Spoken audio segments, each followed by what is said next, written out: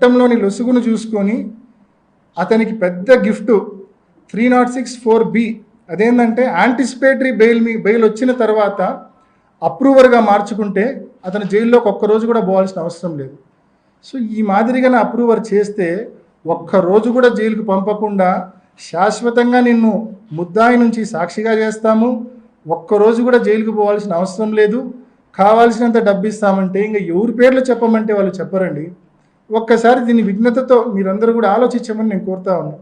So ఈ మాదిరి ఇంకా అప్రూవర్లు చేయడం అనేది ఒక ఆనవాయితీ అయితే కనుక రేపొద్దు నుంచి ప్రతి కేసులో ఈ అప్రూవర్షిప్ అనేది సరిపోని వాళ్ళని టార్గెట్ చేయడానికి ఉపయోగించే ఒక అస్త్రంగా ఉపయోగపడుతుంది తప్ప ఈ అప్రూవర్షిప్ అనేది వాస్తవాలు బయటికి రావడానికి నిజంగా ఉపయోగపడే పరిస్థితి ఉండదు.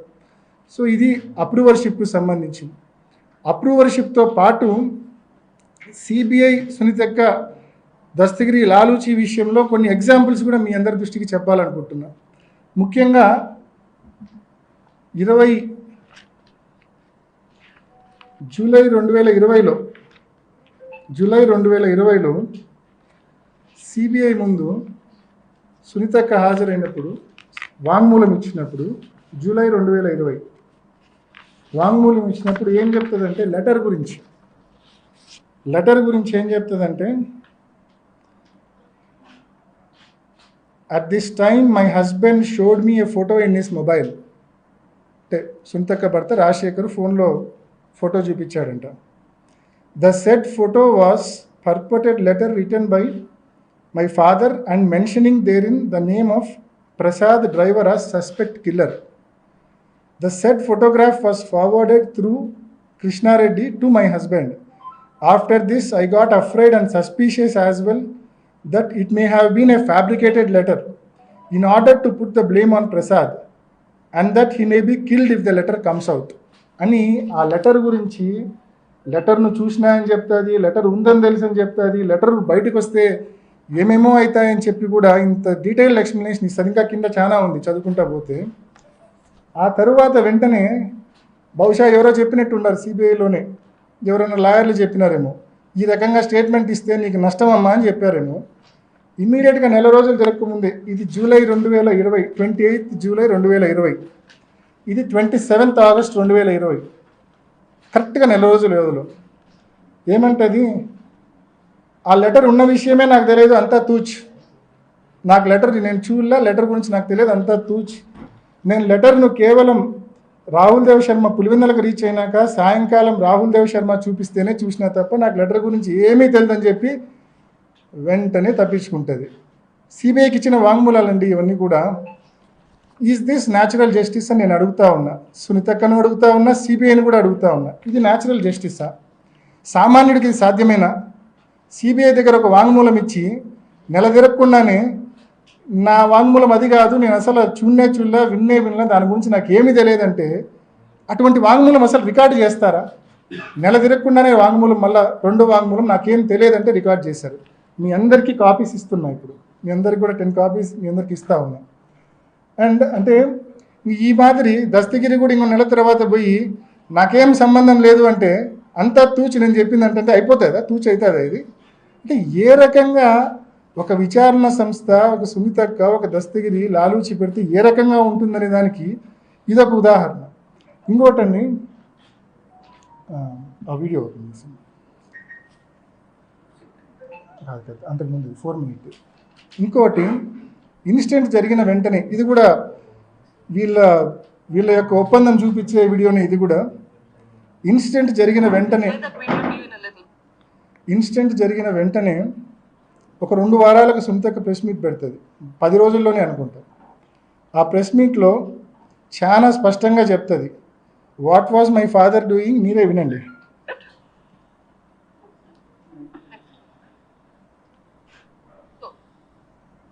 ఎందుకు ఇట్లా జరుగుతుంది, what exactly is happening behind the scenes? నాన్నగారు ఏం చేస్తున్నారు ఈ మధ్య కాలంలో? Is working very very hard. Last couple of months or years extremely hard. ఏం పని చేస్తున్నారు? వర్కింగ్. అవినాష్ని ఎంపీ చేయడానికి ఏమేం చేయాలనో ఆలోచిస్తున్నారు. Is working on that. జగనన్నని సీఎం చేయడానికి ఏమేం చేయాలో is working on that. నాన్న చనిపోయింది 15th మార్నింగ్ అయితే 14th ఈవినింగ్ రాత్రి 10 గంటల వరకు కూడా జమ్మల్మడుగులో లాస్ట్ మీటింగ్ అల్లే ప్రభావతమ్మ గారితో, అక్కడ local leader, trying to convince Alle Prabhavathamma గారు ఆంటీ గారు to support Avinash. This has been his agenda, trying to raise people's support so that Avinash would win in the elections. మన సుంతక్క మాట్లాడింది సరిగ్గా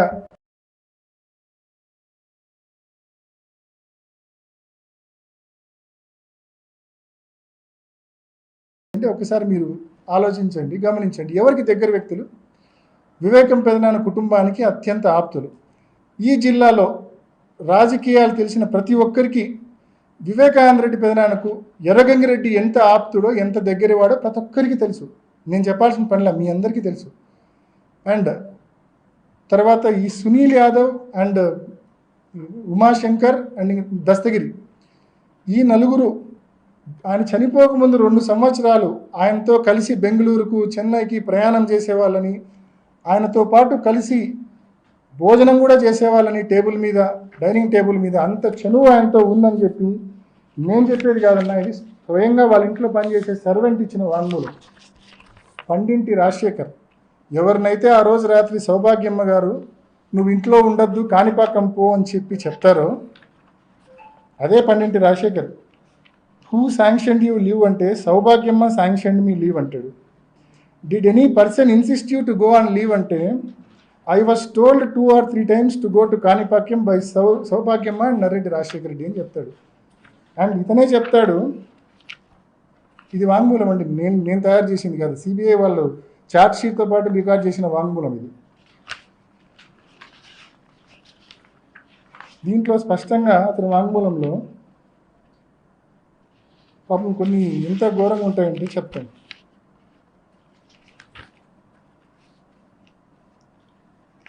దీంట్లో స్పష్టంగా అప్పుడప్పుడు ఆయనతో కలిసి భోంచేసే వాళ్ళని చెప్పి Sunil Yadav and Umashankar Reddy came to meet Vivekananda sir at his residence every 2 or 3 days. On 2 occasions, I also saw Sunil Yadav and Umashankar Reddy and Gangireddy take breakfast with sir. ఇంట్లో పనిచేసే సర్వెంట్ ఇచ్చిన వాంగ్మూలమే పండింటి రాజశేఖర్. ఇంకా చెప్తాడు చాలా. ఇతను ఇంక కొన్ని పర్సనల్స్లోకి నేను పోదలుచుకోలేదు, ఎందుకంటే అవి పోవడం కరెక్ట్ కూడా కాదు కాబట్టి. బట్ ఒకటైతే చెప్పాలనుకున్నా దీంట్లో నుంచి, ఇంకా డ్రైవర్ ప్రసాద్ది కూడా వాంగ్మూలం ఉంది, మీకు అందరికీ ఇస్తున్నా కాబట్టి మీరు కూడా చదవండి.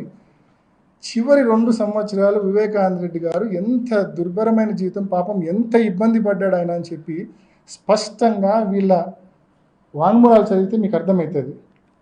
అసలు he was desperately waiting for some big money. పెద్ద ఎత్తున డబ్బు వచ్చే పరిస్థితికి వచ్చే దానికోసం వెయిట్ చేస్తూ ఉన్నాడని చెప్పి దీంట్లో ఉంది. Sir's anxiety and eagerness to receive money kept on increasing and I heard him talk desperately about money. He is consuming excessive alcohol and cigarettes and also lies down on the stairs. Sometimes I carried Vivekananda sir inside his house. ఎక్సెస్గా మందు ఎక్కువ తాగి ఇంటి బయట steps మీద ఆయన పడిపోతే తాను ఎత్తుకొని పోయి బెడ్రూమ్లో పండబెట్టేవాడిని అని చెప్పి స్వయంగా ఇంట్లో పనిచేసే సర్వెంట్ చెప్తా ఉన్నాడు. అంటే మీ తండ్రిని చివరి రోజుల్లో నిరాదరణకు గురి చేసి ఎందుకు నిరాదరణకు గురి చేశారు? ఎందుకు ఈ రకంగా ఆదరణ లేకుండా నిరాదరణకు గురి చేశారు?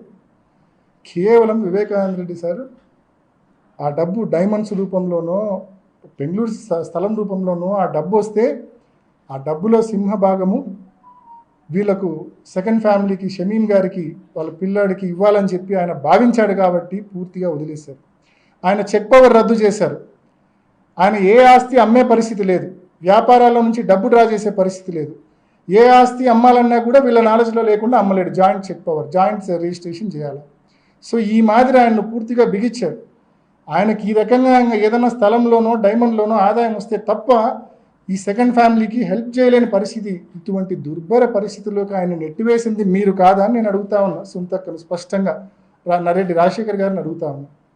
మరి ఈ రకంగా ఆయన డెస్పరేషన్లోకి గురి చేసి ఎక్కువ ఎక్సెసివ్ ఆల్కహాల్ కన్జ్యూమ్ చేసి సిగరెట్లు తాగి స్టైల్స్ మీద బయట పడిపోయే పరిస్థితి, ఇంట్లో పనిచేసే వాళ్ళు ఎత్తుకొని పోయి బెడ్రూమ్లో పండబెట్టే పరిస్థితికి మీరు తీసుకొచ్చారంటే, మీ ఓన్ వాంగ్మూలాల్లో కనిపిస్తూ ఉన్నాయంటే, ఏ రకంగా మీ తండ్రిని చివరి రోజుల్లో సంవత్సరాల్లో మీరు ఏ రకంగా 2-3 సంవత్సరాల్లో మీరు ఏ రకంగా నెగ్లెక్ట్ చేశారనేది ఇంతకంటే స్పష్టంగా ఇంకా ఏ రకంగా మనం చెప్పగలమనేది ఒకసారి ఆలోచన చేయమని కోరుతా ఉన్నా. సో ఇటువంటి విచారణ, ఇటువంటి లోపభూయిష్టమైన విచారణ అడ్డం పెట్టుకొని సంవత్సరం రోజులుగా మా నాన్న లోపలేసినారు. దాదాపు 3 ఏళ్ళుగా 2.5 సంవత్సరాలుగా మరి శంకరన్న లోపలుండి ఈ మధ్య బెయిల్ మీద వచ్చారు. మరి ఈ రకంగా ఒక హియర్సే ఎవిడెన్స్ను బేస్ చేసుకొని గూగుల్ టేక్అవుట్ అంటారు. అది కూడా మీకు చెప్పాలా, నిన్న ప్రెస్ మీట్లో నేను సహజంగా చూడను వీళ్ళ ప్రెస్ మీట్లు, నిన్నెందుకో చూసిన గూగుల్ టేక్అవుట్ గురించి మాట్లాడినారు. గూగుల్ మ్యాప్స్ గూగుల్ టేక్అవుట్ 2 ఒకటే అని చెప్పే ప్రయత్నం చేసింది. పొరపాటున కూడా ఒకటి కాదు. గూగుల్ మ్యాప్స్లో మనం ఒక లొకేషన్కి పెడితే లొకేషన్కి స్పష్టంగా తీసుకొని పోతుంది Google map. Google takeout is not accurate location కాదు. గూగుల్ టేక్అవుట్ యొక్క యాక్యురసీని గూగులే సర్టిఫై చేయట్లేదు. 20 మీటర్ల నుంచి 1000 మీటర్ల వరకు దాని యొక్క కరెక్షన్ ఫ్యాక్టర్ ఉంటుంది, నెంబర్ 1. నెంబర్ 2, నువ్వు ఫోన్లో వైఫై వాడితే ఒక మాదిరి యాక్యురసీ ఉంటుంది, ఫోన్లో మొబైల్ డేటా వాడితే ఒక మాదిరి యాక్యురసీ ఉంటుంది. సో ఈ మాదిరి దాని యాక్యురసీ అనేది ఇంట్లో ఉంటే ఒక మాదిరి యాక్యురేట్ ఉంటుంది, ఇంటి బయట ఉంటే ఒక మాదిరి యాక్యురేట్ ఉంటుంది. సో గూగుల్ టేక్అవుట్ నువ్వు ఈరోజు ఎక్కడున్నావు అనేది 3 ఏళ్ల తర్వాత నువ్వు తీసింది అది, and it can be fabricated also. So ఆ రకమైనటువంటి లోపభూయిష్టమైన గూగుల్ టేక్అవుట్ని అడ్డం పెట్టుకొని, ఒకటి దస్తగిరి హియర్స్ ఎవిడెన్స్ అండి. దస్తగిరితో స్వయంగా అవినాష్ రెడ్డో, భాస్కర్ రెడ్డో, శంకర్ రెడ్డి మాట్లాడని చెప్పాడు. నాకు ఎర్రగంగిరెడ్డి చెప్పాడు, పెద్దోళ్ళు వెనకలు ఉన్నారు మనకు డబ్బులు ఇస్తారని చెప్పి. Erragangireddy, that is hearsay evidence. ఆడా ఇడా ఇన్నది అది ఒక హియర్స్ ఎవిడెన్స్. రెండోది గూగుల్ టేక్అవుట్, ఇందాక నేను చెప్పింది.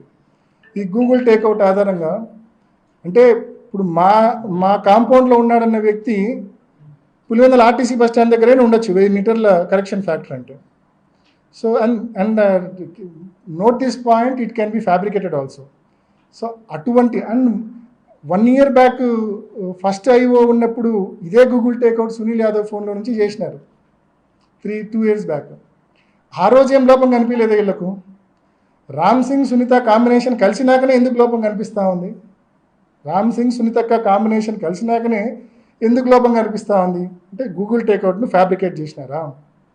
పోనీ ఇది కూడా ఇంకొక ఉదాహరణ చెప్తా మీకు. ఇందాక 4-5 ఉదాహరణలు చెప్పా, ఇంకో ఉదాహరణ చెప్తా.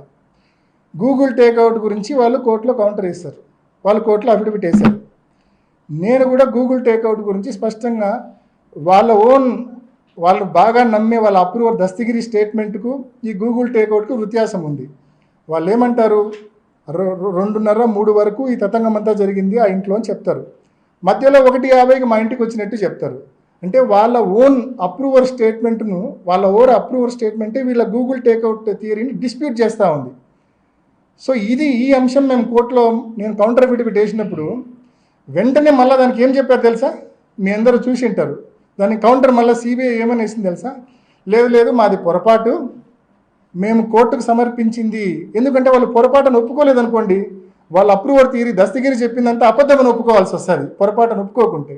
దాన్ని వాళ్ళు ఎలా కవరప్ చేసుకున్నారంటే కోర్టులో కౌంటర్ ఏమని వేశారంటే, లేదు మేము ఏదైతే సమయం మెన్షన్ చేసినామో కోర్టుకు వేసిన అఫిడవిట్లో అది Greenwich mean time, GMT Greenwich mean time, దానికి ఇండియన్ స్టాండర్డ్ టైం ఐఎస్టీ గన చూపాలంటే కన్నా ఒక 5:30 గంట యాడ్ చేయాలా అని చెప్పి వాళ్ళే కౌంటర్ వేసినారు కోర్టుకు. సిబిఐ కౌంటర్ వేసింది. అంటే వాళ్ళ అలిగేషన్స్ను వాళ్ళే తప్పు పట్టుకున్నారు. అంటే దానికి అది జిఎంటీకి ఐఎస్టీకి మధ్య 5:30 గంట వ్యత్యాసం ఉంది. సో ఆ 5:30 గంట వ్యత్యాసం నేపథ్యంలో ఇంకా టైమింగ్సే మారిపోతాయి పూర్తిగా. సో ఇంత ఇల్లాజికల్ నిందలు వేసిన తర్వాత మేము కోర్టులో అఫిడవిట్ వేసిన తర్వాత మళ్ళీ 4 గడుచుకొని దాన్ని కరెక్ట్ చేసుకోవడం. నేను కనీసం ఈ అరగంటలో మీకు 5-6 ఉదాహరణలు చెప్పా. ఏ రకంగా సిబిఐ సునీతక్క ప్రతిసారి నేను వాళ్ళ తప్పులు ఎత్తి చూపడము, వాళ్ళు దాన్ని కరెక్ట్ చేసుకోవడము. కానీ ఒక అబద్ధాన్ని ఏం చేస్తే నిజమవుతుంది? అది మీరు ఎన్ని తిప్పలు పడితే అది నిజమవుతుంది? అది నిజమయ్యే సమస్య లేదు, ఎందుకంటే అది అబద్ధం కాబట్టి నాకు న్యాయ వ్యవస్థ మీద సంపూర్ణమైన విశ్వాసం ఉంది. వీళ్ళందరూ కుట్ర పన్ని చంద్రబాబు నాయుడు గారి కుట్రలో పావులుగా మారి, ఏబిఎన్ రాధాకృష్ణకు తొత్తులుగా మారి, వీళ్ళందరూ నన్ను ఎంత అటాక్ చేసినా కూడా నేనైతే ఏ తప్పు చేయలేదు, ఏ రోజు కుంగిపోను. అండ్ స్పష్టంగా చెప్తా ఉన్నా, నాకు న్యాయ వ్యవస్థ మీద సంపూర్ణమైన విశ్వాసం ఉంది. తప్పకుండా నిజం నిలకడ మీద తెలుస్తుంది. రాబోయే రోజుల్లో తప్పకుండా ఫ్యాక్ట్ అనేది బయటికి వస్తుంది. సిబిఐ చేసిన విచారణకు వాళ్ళు లెంపలేసుకొని మళ్ళా రియల్ వర్షన్కు వెనక్కి పోవాల్సి వస్తుంది. ఆ రోజు తప్పకుండా వస్తుందని సంపూర్ణ విశ్వాసంతో నేను చెప్తా ఉన్నా. ఎనీ క్వశ్చన్స్నా? గూగుల్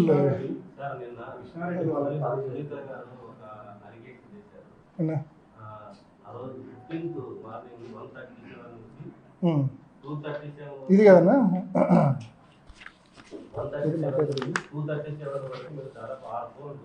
చెప్తాను. లెట్ మీ ఆన్సర్ నా కరెక్ట్. మీరు అడిగిన క్వశ్చన్ కరెక్ట్. నేను ఆ ప్రెస్ మీట్లో ఇది కూడా అడిగింది, నేను మర్చిపోయిన ఆన్సర్ చేయడం. ఇదే కదా, దిస్ ఈజ్ ఇట్ కదా. అసలు ఇది ఏందో తెలుసా మీకు? This is my WhatsApp activity and Erragangireddy's WhatsApp activity. Nothing but WhatsApp activity. March 14 రాత్రి ఎందుకండి, నేను ఆ రోజు రాత్రి ఫస్ట్ జరిగింది చెప్తాను. నేను ఆ రోజు రాత్రి 10:30కో 11కో పండుకున్నా. పొద్దున్నే 5కి లేచినా. 6 గంటలు బాగా నిద్రపోయినా, 5కి లేచినా. స్పష్టంగా చెప్తా ఉన్నా, ఎటువంటి డౌట్ లేకుండా మీ అందరికీ బల్ల గుద్ది చెప్తా ఉన్నా. నేను 6 గంటలు ఆ రోజు రాత్రి పండుకున్నా. అండ్ 5 o'clock 4:45కో 5కో రఫ్గా లేచింటా. ఈ వాట్సాప్ యాక్టివిటీ అంటే ఏంది అని క్వశ్చన్ మీది, అంతే కదన్నా? ఈ వాట్సాప్ యాక్టివిటీ అంటే ఏంటంటేనా, దిస్ ఈజ్ నాట్ సిడిఆర్. ఇది నా నుంచి గంగిరెడ్డికి ఫోన్ పోవడమో, గంగిరెడ్డి నుంచి నాకు ఫోన్ రావడమో కాదు. ఇది నా నుంచి గంగిరెడ్డికి మెసేజ్ పోవడమో, గంగిరెడ్డి నుంచి నాకు మెసేజ్ రావడమో కాదు. ఇది this is nothing but WhatsApp activity. నేను ఒక ప్రజాప్రతినిధిగా నా ఫోన్లో ఎన్నో గ్రూప్స్ ఉంటాయి. ఎన్నో పొలిటికల్ వైఎస్ఆర్సీపీ పులివెందుల అని, వైఎస్ఆర్సీపీ మైదుకూరు అని, వైఎస్ఆర్సీపీ కడప అని రకరకాలైన గ్రూపులు ఉంటాయి నా ఫోన్లో. సో ఆ గ్రూపులు ఉన్న నేపథ్యంలో సహజంగానే మనం రాత్రి ఫోన్ పక్కన పెట్టి పండుకుంటాం. మనం పండుకున్న టైంలో కూడా మన ఫోన్కు నెంబర్ ఆఫ్ మెసేజెస్ వస్తుంటాయి. మెసేజ్ వచ్చిన ప్రతిసారి వాట్సాప్ యాక్టివిటీ ఉన్నట్టు. సపోజ్ 1:37 అవినాష్ రెడ్డి వాట్సాప్ యాక్టివ్గా ఉండిందంటే నేను మేల్కొని చదువుతానట్టు కాదు అర్థం. నేను నిద్ర మేల్కొని నైట్ డ్యూటీ చేసి చదువుతానట్టు కాదు అర్థం. దాని అర్థం ఆ టైంలో నా ఫోన్కి ఇన్కమింగ్ మెసేజ్ వచ్చిందని అర్థం. ఆల్ ఇన్కమింగ్ మెసేజెస్ వచ్చిన టైమింగ్స్ అంతే తప్ప ఆ టైంలో నేను మేల్కొని మెసేజ్లు చదువుతున్నా అని పొరపాటున కూడా అర్థం కాదు. దీని మీద మీకు కొంచెం ఎక్స్ప్లెనేషన్ కూడా నేను ఇచ్చిన, ఒక నోట్ ఇస్తున్నా. అంటే this is nothing but WhatsApp activity. దీన్ని కూడా మసిపూసి దీన్ని ఏదో incoming call, out going call మాదిరి చిత్రీకరించే ప్రయత్నం జరిగింది. అంటే అవినాష్ రెడ్డి, ఎర్రగంగిరెడ్డి టైం స్టాంపులు మీరు తీసినారు కదా, వాట్సాప్ టైం స్టాంపులు. ఆ రోజు రాత్రి పులివెందుల్లో ఒక 50,000 మందికి మొబైల్ ఫోన్లు ఉన్నాయనుకుంటే, ఉదాహరణకి 50,000 మందికి మొబైల్ ఫోన్లు ఉన్నాయనుకుంటే పులివెందుల్లో కనీసము తక్కువలో తక్కువ ఒక 30,000 మందికి నైట్ టైం వాట్సాప్ యాక్టివిటీ ఇట్లా ఈ రకంగానే ఉండింటుంది. అంటే 30,000 మంది కుట్రదారులేనా? ఏంది అసలు లాజిక్ ఉండాలి కదా. అంత ప్రీమియర్ ఇన్స్టిట్యూటు ఇంత నీచమైన అలిగేషన్స్, ఇంత బేస్లెస్ సెన్స్లెస్ అలిగేషన్స్ చేయడము, దాన్ని పట్టుకొని మా పీపీటీ పెట్టి మసిపూసే కార్యక్రమం. ఏంది అలిగేషన్స్? కొంచెం అర్థం, ఎవరితో ఉన్నా టెక్నికల్ ఎక్స్పర్ట్తో ఉన్నా మాట్లాడితే అర్థమవుతుంది. మనం పండుకున్నప్పుడు కూడా మనకు మెసేజ్లు వస్తే కన్నా బ్యాక్గ్రౌండ్లో వాట్సాప్ యాక్టివ్గా ఉన్నట్టు చూపిస్తుంది ఆ టైం స్టాంప్లో. దట్ ఇన్ ద సెన్స్ నేను మేల్కొని చదువుతానంటే కానే కాదు అది అర్థం. And to be very clear, ఎవరితో అయినా వెరిఫై చేసుకోమని చెప్పండి. ఆ రోజు రాత్రి ఒక 6 hours నా ఫోన్ ఐడియల్గా ఉంటుంది, నేను పండుకున్నా కాబట్టి. అండ్ పొరపాటున కూడా అవుట్ గోయింగ్ మెసేజ్ పోయిండే ఛాన్సే లేదు. కారణం ఏంటంటే ఓన్లీ ఇన్కమింగ్ మెసేజెస్ను ఎవరు నిలవరించలేరు. ఫోన్ ఆన్లో ఉన్నప్పుడు ఇన్కమింగ్ మెసేజెస్ రాకుండా ఆపగలమన్నా? వస్తాయి కదా సహజంగానే. బట్ దట్టు ఎర్రగంగిరెడ్డి నుంచి నాకు ఎటువంటి ఇన్కమింగ్ మెసేజ్ రాలేదు. మళ్ళీ అది కూడా క్లియర్గా చెప్తున్నా. నాకు ఆ రోజు రాత్రి ఒక 10 మెసేజ్లు వచ్చిండొచ్చు, వివిధ గ్రూప్స్లో ఉంటాం కాబట్టి పార్టీకి సంబంధించి రకరకాలైన మెసేజ్లు వచ్చిండొచ్చు, తప్పేముంది దాంట్లో? వాట్సాప్ యాక్టివిటీ ఉంటే తప్పు చేసినట్ట? ఏంది అసలు ఈ విమర్శలేంది, ఈ నిందలేంది? అసలు నేను చెప్పిన హియర్స్ ఎవిడెన్స్లో కానీ, నేను చెప్పిన ఆ గూగుల్ టేక్అవుట్లో కానీ, ఇందాక చెప్పిన ఈ వాట్సాప్ యాక్టివిటీలో కానీ ఏమన్నా బేస్ ఉందా ఒకసారి మీరు ఆలోచించండి. కొంచెమన్నా బేస్ ఉందా ఒకసారి మీరు ఆలోచించండి. మీ విజ్ఞతగా నేను వదిలేస్తాను, వాళ్ళ విజ్ఞతగా నేను వదిలేస్తాను, నన్ను విమర్శించే వాళ్ళ విజ్ఞతగా నేను వదిలేస్తాను. ఎంత నీచమంటే ఈ 3 ఏళ్ళుగా ఎంత ఘోరంగా క్యారెక్టర్ అసాసినేషన్ చేసినారంటే, ఈ కేసు వల్ల నన్ను ఎన్ని ఇబ్బందులు పెట్టినారంటే, మా కుటుంబం ఎంత సఫర్ అయిందంటే, మా నాన్న వయసు 74 ఏళ్ళు, లోపల జైల్లో మగ్గుతాడు సమస్యలతో. ఆయన ఏం కర్మ పాపం, ఏం తప్పు చేసినాడని ఈ రోజుకి ఆయన ఒకే ప్రశ్న, నేను నా జీవితం అంతా ఎవరికి తెలిసి ద్రోహం చేయాలని, నాకేంది ఈ కర్మ అని బాధపడతాడు. పులివెందుల్లో ప్రతి ఒక్కరికి తెలుసు మా నాన్న ఎవరికి తెలిసి ఎవరికి ద్రోహం చేయలేదు. అటువంటి వ్యక్తిని అన్యాయంగా లోపలేసినారు. ఆ ఉదయ్ అనే పిల్లోడు, వాని మీద అలిగేషన్ ఏంది, మధ్యరాత్రి 4 గంటలకు రోడ్లో తిరుగుతానంట. నేను రోడ్లో తిరిగితే ఏమి, రోడ్లో తిరిగితే కేసులో ఇరికిచ్చేస్తారా? ఏమన్నా అలిగేషన్సా అండి? అన్యాయంగా మనుషులను లోపలేసి వ్యవస్థల్లో వాళ్ళకున్న పలుకుబడి ద్వారా చంద్రబాబు నాయుడు గారిని ఉపయోగించుకొని, ఢిల్లీలో ఉండే బీజేపీలోని టీడీపీ పెద్దలను ఉపయోగించుకొని సర్వనాశనం చేసినారు. దీన్ని, ఈ కేసును రాజకీయం చేసి చంద్రబాబు చేతిలో పావులుగా మారి మమ్మల్ని సర్వనాశనం చేసినారు. చాలా ఇబ్బందులకు, చాలా నరక యాతనకు గురి చేసినారు మమ్మల్ని.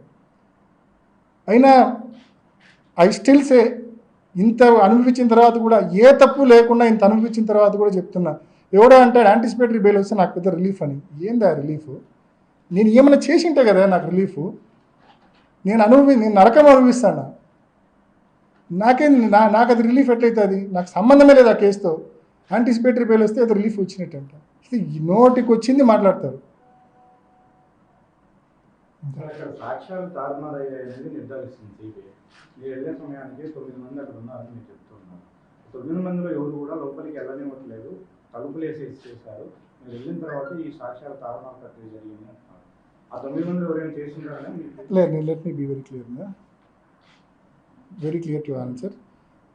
మనము 6:30కి పోయినాం. ఇందాక నేను చెప్పినట్టు 6:30కి పోయినాం.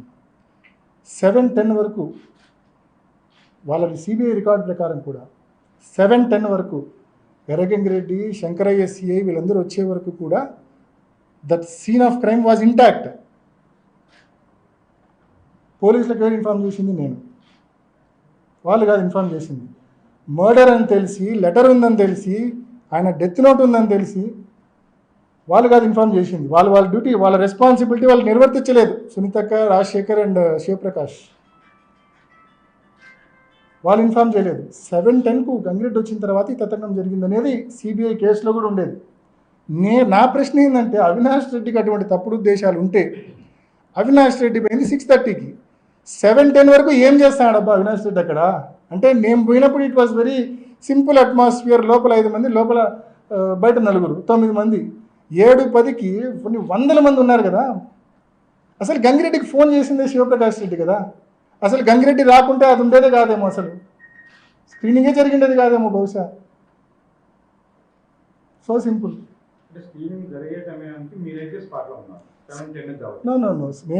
నేను పూర్తిగా బయటే ఉండి, నేను సిబిఐలో నేను దాదాపు 12 సార్లు సిబిఐ వివిధ సందర్భాల్లో విచారణకు పిలిచింది. పోయిన ప్రతిసారి I made it very clear. చివరిలో డెడ్ బాడీని బయటికి తెచ్చేటప్పుడు మాత్రం నేను లోపలికి వెళ్ళాను. నేను అక్కడ చెప్పింది ఇక్కడ మీకు చెప్తా ఉండేది అది. వాళ్ళు అడిగే ఉద్దేశం వచ్చిందంటే, ఒక సిట్టింగ్ ఎంపీగా ఉన్నారు మీరు అప్పటికి, మీకు అంతా తెలుసు.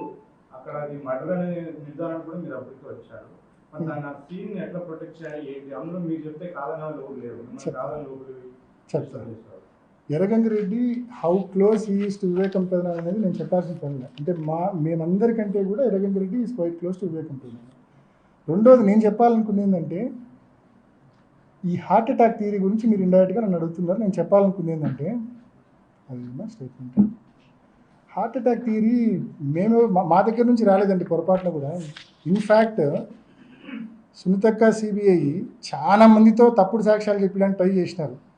చివరికి వాళ్ళ ఇంట్లో పనిచేసే లక్ష్మీదేవో, వాళ్ళ దగ్గర ఉండే ఎర్రంరెడ్డిపల్లె జగదీష్ రెడ్డో, లేదా వాళ్ళ ఇంట్లో పనిచేసే లక్ష్మీదేవి కొడుకో ఇట్టటి వాళ్ళతో, ఇంట్లో పనిచేసే వాళ్ళతో తప్పుడు వాంగ్మూలాలు ఇప్పించగలిగినారేమో కానీ, లేకుంటే వాళ్ళ ఇన్ఫ్లుయెన్స్కి గురైన వాళ్ళతో తప్పుడు వాంగ్మూలాలు ఇప్పించగలిగినారేమో కానీ, వాస్తవంగా అయితే చాలా మందితో తప్పుడు వాంగ్మూలాలు, ఈ శశికళ అండ్ కో ఉన్నారు కదా నలుగురు, వాళ్ళతో సిబిఐ తప్పుడు వాంగ్మూలాలు తీసుకునే ప్రయత్నం చేసింది. వాళ్ళని పిలిచి, అవినాష్ రెడ్డి మీరు గేట్ దగ్గర నిలబడుకుంటే వివేకం సార్ హార్ట్ అటాక్ చనిపోయినట్టు చెప్పమని వాళ్ళు ఇన్ఫ్లుయెన్స్ చేసినారు, ప్రెజర్ పెట్టినారు వాళ్ళను, శశికళ అక్క వాళ్ళను, గేట్ దగ్గర ఉన్న వాళ్ళను.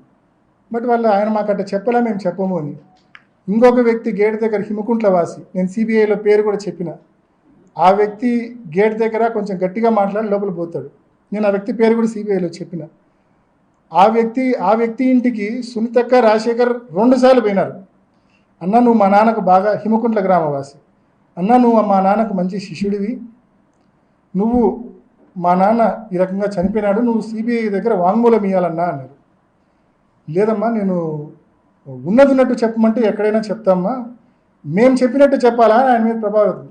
ఏంది అంటే అవినాష్ నీకు గుండెపోటు అని చెప్పినాడని చెప్పాలన్నా నువ్వు అని. ఎందుకు ఇంత తాపత్రయం అవినాష్ మీద ఈ కేసు గుండెపోటు అని తేయడానికి? మీకు కావచ్చు, చంద్రబాబు నాయుడు గారికి కావచ్చు, ఏమంత తాపత్రయము? నేను అడుగుతున్నా ఒకటి సింపుల్గా, ఇది ఇందాక మన ఢిల్లీలో కాన్స్టిట్యూషన్ క్లబ్లో మా అక్క ప్రెస్ మీట్ పెట్టి చెప్పింది. ఏదైనా ఒక కేసు అంట అది వాస్తవమే తను చెప్పింది. ఆ ఇన్సిడెంట్ జరిగిన 1-2 వారాల లోపల ఛేదిస్తేనే ఛేదించినట్టు, ఆలస్యం అయ్యే కొద్దీ ఛేదించడం కష్టము అని చెప్పింది. కరెక్టా? మీరు కూడా విన్నారు కదన్నా. మరి అదే మా సునీతక్క, అదే నర్రెడ్డి రాజశేఖర రెడ్డి గారు చనిపోయిన రోజు మార్చి 15, 2019 సిట్కి స్టేట్మెంట్లు ఇచ్చారు. ఏమని ఇచ్చారు తెలుసా?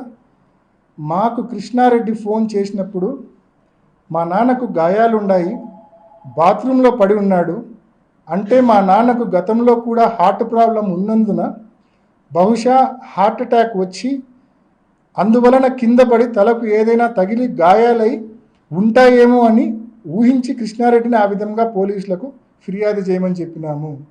ఎవరండి? అవినాష్ రెడ్డి కాదు చెప్పింది, నర్రెడ్డి సునీత గారు, నర్రెడ్డి రాజశేఖర రెడ్డి గారు, వాళ్ళు సిట్కి ఇచ్చిన వాంగ్మూలం ఇది.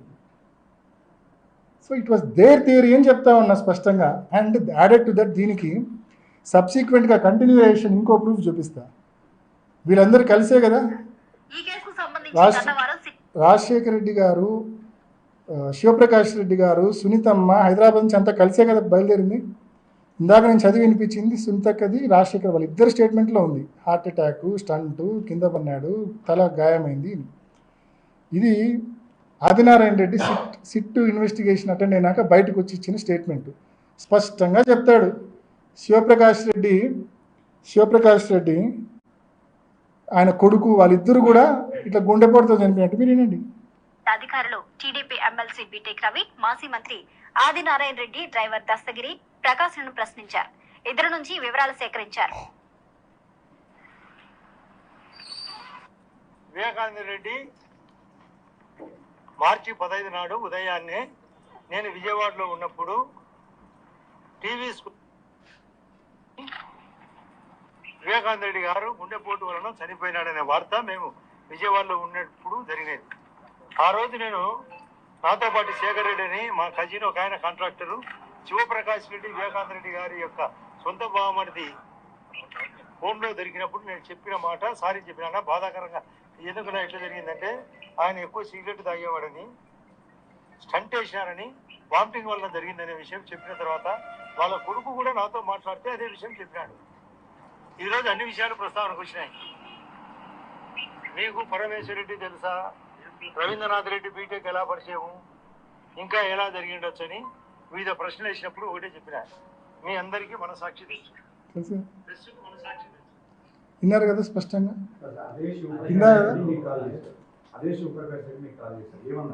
నాతో బావ చనిపోయినాడు, అర్జెంటుగా ఇంటికి పో. ఆయన వాంగ్మూలంలో కూడా అదే ఉంది. ఏంది అంకుల్ మీరు మాట్లాడేది అంటే, అవునమ్మా అని కొంచెం వీపింగ్టన్తో మాట్లాడాను. అర్జెంటుగా పోమ్మా, మేము ఊరం లేము. సో ఇమీడియట్గా పోయినాం ఇంటికి. దట్స్ వాట్ నేను రీజన్ ఏం చెప్పలేదు. నేను అదే నా వాంగ్మూలంలో ఉంది, అదే తన వాంగ్మూలంలో కూడా ఉంది. మీరు చూస్తే అర్థమవుతుంది. శివప్రకాష్ రెడ్డి వాంగ్మూలం లోపల చూసాక పోలీస్కి మీరే ఫస్ట్ కాల్ చేశారు. నేనే ఫోన్ చేసినాను. పోలీస్కి ఏమైంది? నా క్వశ్చన్ కూడా అదన్నా, ఇంత జరిగిన తర్వాత అక్కడ లెటర్ ఉందని తెలిసిన తర్వాత, చంపబడ్డాడని తెలిసిన తర్వాత, డెత్ నోట్ ఉండి చదివిన తర్వాత ఏ రకంగా వాళ్ళు ఈ రకమైన స్టేట్మెంటు సిట్కి ఇచ్చినారనేదే నా ప్రశ్న. ఆ రోజే మర్డర్ అని తెలిసింది వాళ్ళొక్కరికి 100% మర్డర్ అని తెలిసింది. ఆ లెటర్ మూలకంగా వివేకానంద రెడ్డి గారు రాసిన లెటర్ వలన మర్డర్ అని తెలిసింది వాళ్ళొక్కరికి. ఫొటోస్ వీడియోస్ కూడా వాళ్ళు తెప్పించుకున్నారు 6:30 కల్లా. So having clear knowledge that it is a murder, why dead did not inform police?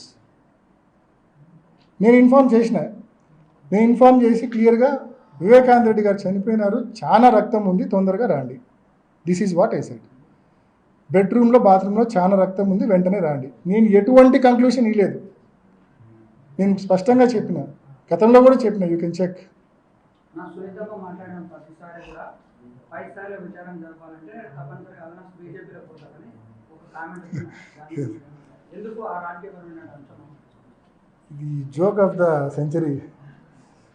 The century. Avinash Reddy బీజేపీలో పోవడం జోక్ ఆఫ్ ద సెంచరీ. ఇంకొక 7 జన్మలు నాకు దేవుడు ఇచ్చినా కూడా అది జరగదు. ఎందుకు ఊరికి ఆమె కావచ్చు, ఆమె కొంతమంది కిరాయి మైకులను ఏర్పాటు చేసుకుంది. మా పులివెందుల్లో టీడీపీ ఆయన క్యాండిడేట్ ఎంపీ, ఆయన పేరు రవి అనే అతన్ని, అదేవిధంగా దస్తగిరి అనే అతన్ని, వీళ్ళందరూ కిరాయి మైకులు. వీళ్ళతో ఏంటంటే చెప్పిస్తా అంటారు ప్రజలను కన్ఫ్యూజ్ చేయడానికి. So basically it is baseless. ఎందుకు అసలు అటువంటి అయోటా ఆఫ్ డౌట్ రావడమే ఆశ్చర్యంగా ఉంది.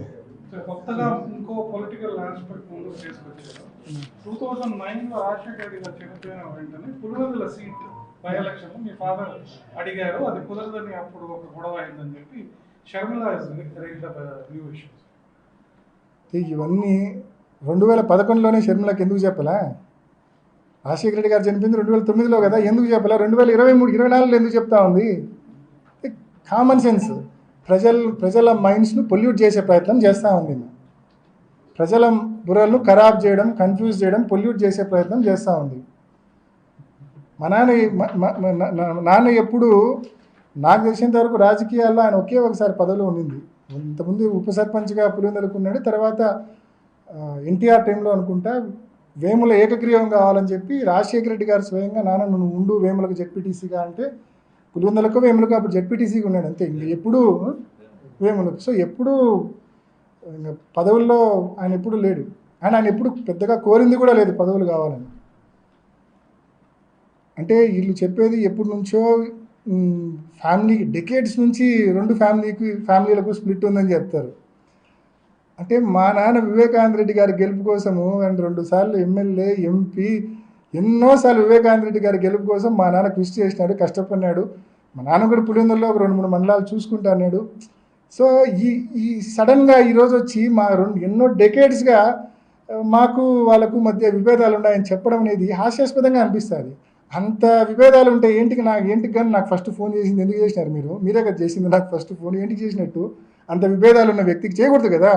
సో ఏదన్నా మాట్లాడితే అర్థం ఉండాలి, అంటే అర్థం లేకుండా మాట్లాడకూడదు. అండ్ మరీ ముఖ్యంగా చెప్తున్నా, వివేకం సారు చనిపోయే రోజు కూడా నా కోసం పనిచేసినాడు, మనస్ఫూర్తిగా చెప్తున్నా. ఈరోజు ఎంపీ టికెట్ను ఒక మోటివ్గా చూపించడము అంతకంటే నీచం ఉండదు. చనిపోయే రోజు 2014 చివరి రోజు ప్రచారం మీరు ఒకసారి చూడండి. డెకేడ్స్ నుంచి విభేదాలు ఉన్నాయని మా అక్కలు చెప్తా ఉన్నారు. కానీ వివేకం సార్ పాపం ఎప్పుడూ అట్లా లేడు. 2014 ప్రచారం చివరి రోజు వేంపల్ల టౌన్లో తిరిగినాం. మీ దగ్గర పాత వీడియోలు ఉంటే తీసి చూడండి. వేంపల్ల టౌన్లో 3 గంటలు ర్యాలీ చేసి వేంపల్లి అడ్ రోడ్లో ఆయన ప్రసంగించినాడు. ఆ 3 గంటల ర్యాలీలో కావచ్చు, అడ్ రోడ్లో కావచ్చు, ఆయన ఒక 10 సార్లు చెప్పినాడు, నా 2 కొడుకులను జగన్ను అవినాష్ను గెలిపిండి, రామలక్ష్మణ్ను గెలిపిండి అని 10 సార్లు చెప్పినాడు ఆ మీటింగ్లో. ఇష్టం లేకుండా చెప్తారా? అట్లా సాధ్యమా మనిషికి చెప్పడం? అట్లా మనస్ఫూర్తిగా పాపం ఆయన అంత బాగా మనకు చెప్తే, చివరి రోజు కూడా ఇందాక సుంతక్క మాట్లాడిన, చనిపోయిన తర్వాత 10 రోజుల్లో మాట్లాడిన వీడియో ఇందాక మీకు వినిపించా. ఏమని చెప్పింది? వాళ్ళ నాన్న ఏం చేస్తానని చెప్పింది. చివరి రోజుల్లో అవినాష్ గెలుపు కోసము, జగనన్న గెలుపు కోసము తిరుగుతూ ఉన్నారని చెప్పింది స్పష్టంగా. నేను సునీతక్కను సిబిఐని క్వశ్చన్ చేస్తూ ఉన్నాను. మడూరు గ్రామంలో 300 ఇల్లు ఆ రోజు డోర్ టు డోర్ తిరిగినాడు. చాపాడు మండలం మడూరు గ్రామంలో 300 ఇల్లు డోర్ టు డోర్ పెదనాన్న తిరిగినాడు ఆ రోజు, వివేకం పెదనాన్న. ఇంటింటికాడ కరపత్రం ఇచ్చినాడు. కింద రఘురామరెడ్డి ఎమ్మెల్యే ఫోటో, కింద ఎంపీ అభ్యర్థి ఫోటో అవినాష్ రెడ్డి. ఇంటింటికాడ కరపత్రం ఇచ్చినాడు. 300 ఇల్లు తిరిగినాడు. ఎంపీగా నన్ను గెలిపిమని, ఎమ్మెల్యేగా రఘురామరెడ్డి గారిని గెలిపిమని. అంటే నా కోసం తిరిగి గెలిపిమని అడిగే వ్యక్తితో అంటే ఏ రకంగా వీళ్ళు ఎంపీ టికెట్ను మోటివ్గా చూపిస్తున్నారో అర్థం కావడం. అంటే లాజిక్ లేదు, సెన్స్ లేదు. అండ్ తిరగడమే కాదు. సో నేను సిబిఐని అడుగుతా ఉన్నా, ఆ 300 గడపల్లో కనీసం ఒక్కరినన్నా పోయి అడిగినారా మడూరు గ్రామంలో? మీరు వివేకానంద రెడ్డి చివరి రోజు ప్రచారం చేసిన గ్రామానికి సిబిఐ కానీ సునీతక్క కానీ పోయి అడిగినారా? ఒక్కరినన్నా అడగల. ఎందుకు అడగల? వీళ్ళకి కావాల్సిన ఆన్సర్లు వాళ్ళు చెప్పరు కాబట్టి. సింపుల్.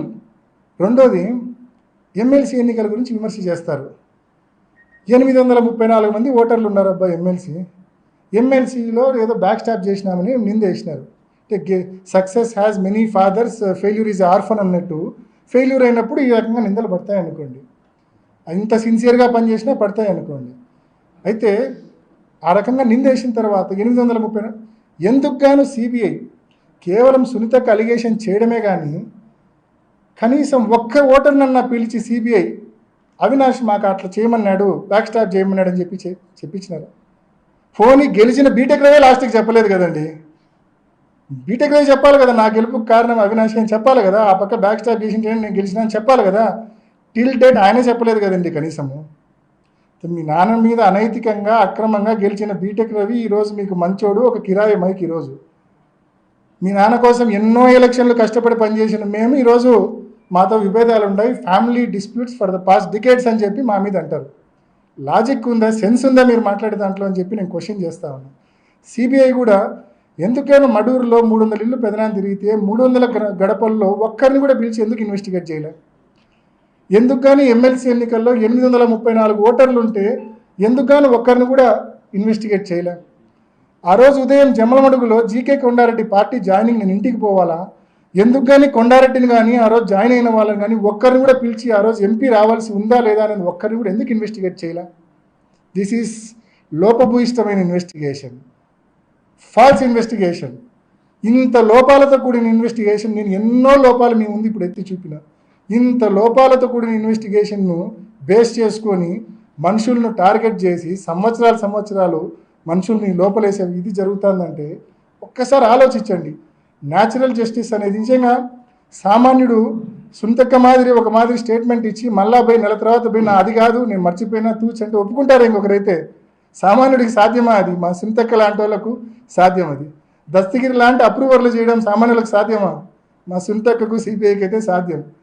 కాబట్టి ఏది ఏమైనా వీళ్ళు ఎన్ని కుట్రలు చేసినా, చంద్రబాబు కుట్రల్లో కుతంత్రాల్లో భాగంగా వీళ్ళు ఏమి చేసినా సరే న్యాయ వ్యవస్థ మీద సంపూర్ణమైన విశ్వాసం ఉంది. ఆ వ్యవస్థ మీద ఉన్న విశ్వాసంతో చెప్తా ఉన్నా, తప్పకుండా 100% ఎటువంటిది ఈ కేసులో పసే లేదు. ఇందాక నేను చెప్పిన హియర్స్ ఎవిడెన్స్ కావచ్చు, నేను చెప్పిన గూగుల్ టేక్అవుట్ కావచ్చు, అదేవిధంగా వాట్సాప్ టైం స్టాంప్స్ కావచ్చు, మీకు వివరంగా ఎక్స్ప్లెయిన్ చేసిన ఎటువంటి పసలేని విమర్శలు, అంతా assumptive, presumptive, creative, no facts. So స్పష్టంగా ఈ వాస్తవాలను గమనించి ప్రజలకు చేరవేయవలసిందిగా మిమ్మల్ని అందరినీ కూడా మనస్ఫూర్తిగా నేను మనవి చేసుకుంటూ ముగిస్తా ఉన్నా. రాజశేఖర రెడ్డి గారి ఆశీస్సులు, వివేకానంద రెడ్డి గారి ఆశీస్సులు, వీళ్ళు అన్యాయంగా అక్రమంగా జైల్లో వేసిన మా తండ్రి ఆశీస్సులు, అందరి ఆశీస్సులు జగనన్నకు నాకు తప్పకుండా ఉంటాయని చెప్పి కూడా గట్టిగా నేను తెలియజేస్తాను. వివేకా మర్డర్ కేసు ఒక మేజర్ పోల్ ఇష్యూగా కడప పార్లమెంట్ లో it has come up. And one side me sisters campaign చేస్తున్నారు మీకు ఓటు వేయొద్దని. ఒక 1 వీక్ క్యాంపెయిన్ తర్వాత మిమ్మల్ని మార్చబోతున్నారు అన్న ఒక ఆస్పెక్ట్ కూడా తెచ్చారు. So is it true? If it is not true, how is this Viveka case going to affect your poll prospects in your third attempt? ఒకటేనా పాపం ఆ విషయంలో మా షర్మిలకు అట్లా అనింది కాబట్టి మా షర్మిలకును సునీతకును తప్పబట్టాల్సిన పని లేదు. వాళ్లకు రాధాకృష్ణ గారు ఏ స్క్రిప్ట్ పంపిస్తే బహుశా అది చదివేసి ఉంటారు వాళ్ళు. సో వాళ్ళని అపార్థం చేసుకోవాల్సిన పని లేదు. ఆ కేసులో నా పాత్ర లేదనేది ఎంత వాస్తవమో ఎంపీ టికెట్ నన్ను మార్చరనేది కూడా అంతే వాస్తవం. ఓకే,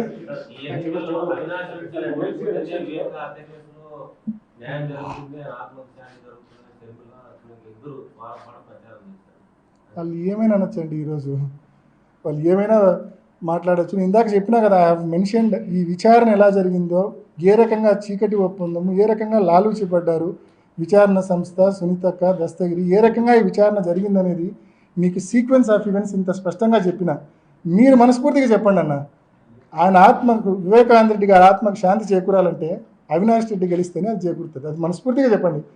ఎందుకంటే అంటే నువ్వు ఎవరితోనో, రాజశేఖర రెడ్డి గారి కూతురు, రాజశేఖర రెడ్డి గారు అడుగుజాడలు నడిస్తే కన్నా అందరం సంతోషిస్తాం, మీరు సంతోషిస్తా, నేను సంతోషిస్తా.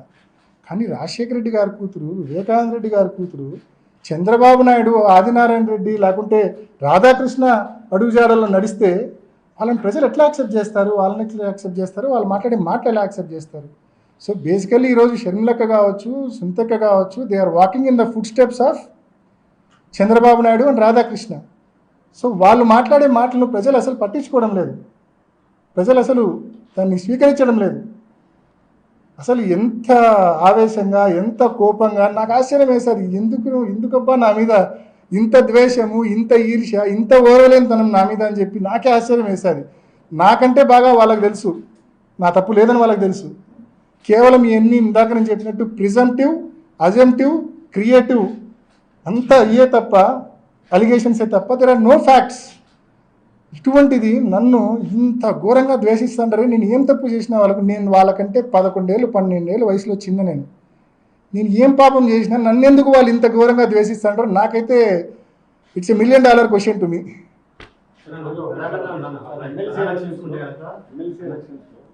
మున్సిపాలిటీలో క్రాస్ ఓటింగ్ జరిగిందని ఫీల్ అయ్యి వివేకానంద రెడ్డి గారు మీ తండ్రి గారితో గొడవ పడినారు అనేది ప్రచారం. ఇదంతా చెప్తున్నా కదన్నా, ఇదంతా ఈ అప్రూవర్ కట్టుకథలో భాగంగా పుట్టించిన స్టోరీని. ఏ రోజు వివేకానంద రెడ్డి గారు ఎమ్మెల్సీ ఎలక్షన్స్లో డిఫీట్ తర్వాత నాన్న మీద కోప్పడిన దాఖలాలు లేవు. నెంబర్ 1.